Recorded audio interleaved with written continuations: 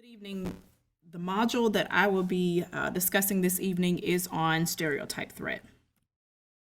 So to begin, I just wanted to kind of start off with a quote about stereotyping, and it states, "People are incapable of stereotyping you.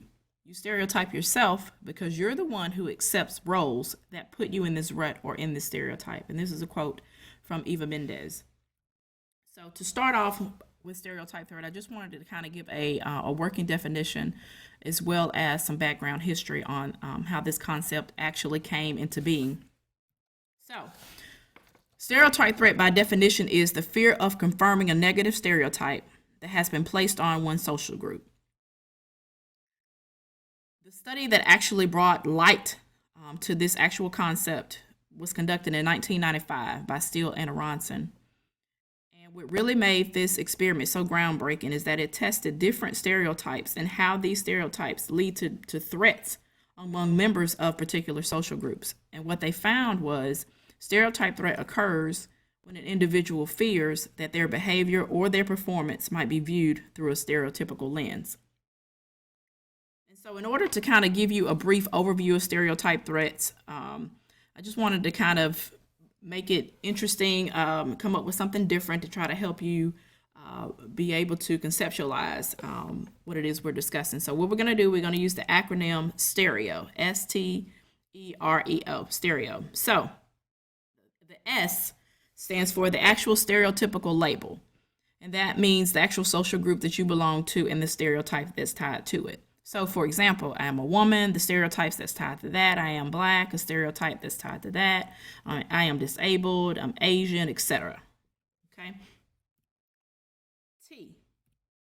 T stands for the actual threat, the actual feeling or the actual emotion or the thinking that comes along with that stereotypical label. So, for example, an example stereotype threat: I am a woman, women are not good at math, I made a D in calculus. So the rationale would be, because I am a woman, because it is a stereotypical label that women aren't good at math, that is the reason that I made a D in calculus. Okay, and that's how we actually satisfy that threat. We confirm that negative stereotype. E. E stands for the empirical evidence, the studies that have been conducted to test stereotype threat. The first study from Stone in 2002 dealt with the differentiation between whites and African Americans in relation to stereotype threats. And what they found in this particular study is that there's a stereotypical threat, a stereotype threat that's linked to natural athletic ability. So, for example, whites thinking that they are inferior athletes to African American when it comes to natural physical ability, so running, jumping, etc., not necessarily playing golf. We already discussed the stereotype threat with women and math. And the last one was really interesting to me, and it dealt with Caucasians and being racist. And in this particular study, it talked about how several Caucasian Americans are very reluctant and watch what they say and how they behave because they don't want to be viewed as being a racist.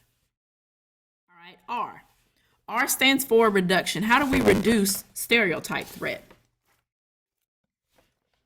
The first thing that we do is to value, meaning that we value each student as an individual and not try to group people into one category, but view those people as individuals.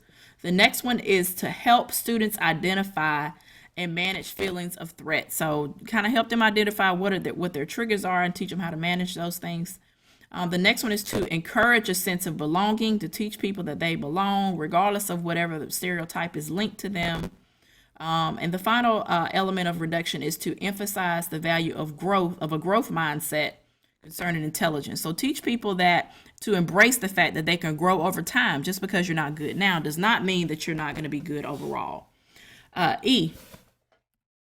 The E stands for the effects of stereotype threat. And some of the effects are anxiety, which of course people are going to feel anytime when we talk about ability and performance. And if we know people, you're already nervous initially, but if you feel like people are looking at you and you're nervous about them and how they're going to react to your ability or your performance, that makes you anxious. And as a result of that, depending on how you respond, it can also make you kind of angry as well. And it also, of course, gives an inability to focus. So it kind of breaks down your concentration because you're so worried about the stereotype and fulfilling that stereotype. So how do we overcome these stereotypes, which is the final O in our acronym of stereo? The O is for overcome. And the things we need to overcome is self-doubt. Stop doubting yourself when it comes to your performance and your ability.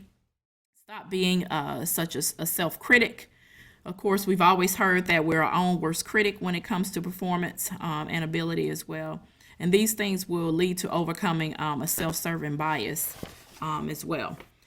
So that concludes my presentation on stereotype threat. I hope it was brief, but yet concise enough to a level of understanding as well. So my final slide is just a list of references and the studies that I looked at to just kind of give some feedback and some background into stereotype threat. Thank you so much for viewing.